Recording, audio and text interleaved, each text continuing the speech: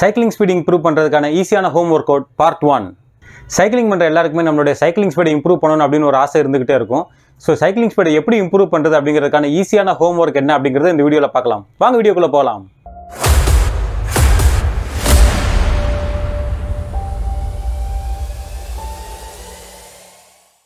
நம்ம பெடல் பண்ணும்போது நம்ம பவர் ஸ்ட்ரோக், அதாவது நம்ம மேலேருந்து கீழே வரைக்கும் ப்ரெஸ் பண்ணுறோம் பார்த்தீங்களா, அந்த ஃபோர்ஸ் மூலியமாக தான் சைக்கிள் வந்து முன்னோக்கி நகருது.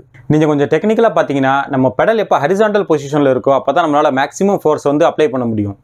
ஸோ நம்ம பெடல் ஹரிசாண்டல் பொசிஷனில் இருந்து ஒரு 30 டிகிரி மேலே, அதே மாதிரி ஒரு 60 டிகிரி கீழே, ஸோ டோட்டலாக ஒரு 90 டிகிரி ஆஃப் பெடல் ரொட்டேஷனுக்கு தான் நம்மளால் ஃபோர்ஸ் கொடுக்க முடியும். ஸோ இந்த ஃபோர்ஸை நம்ம எப்படி இம்ப்ரூவ் பண்ணலாம் அப்படிங்கிறதுக்கான ஈஸியான ஹோம் ஒர்க் அவுட் என்ன அப்படிங்கிறத இந்த வீடியோவில் நம்ம பார்த்துடலாம். அதுக்கு ஒரு 3/4 அடி உயரத்தில் ஏதாவது ஒரு இடத்துல போய் நின்றுக்கங்க. அதாவது தரையிலிருந்து அந்த இடம் வந்து ஒரு 3/4 அடி உயரத்தில் இருக்கணும். ஸோ நம்ம வீட்டில் இருக்க ஏதாவது ஒரு ஸ்டூலு அல்லது நம்ம மாடிப்படி அல்லது வீட்டு வாசப்படி ஏதோ ஒரு இடத்துல போய் நின்றுக்கங்க. அந்த இடத்துல நின்றுக்கிட்டு ஒரு காலை மடக்கி இன்னொரு கால் தரையை தொடுற அளவுக்கு நம்மளுடைய காலை மடக்கி கீழே கொண்டு போகணும்.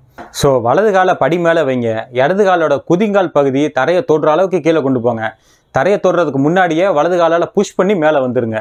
இதே மாதிரி ஒரு காலுக்கு 10 தடவை ரிப்பீட் பண்ணுங்க.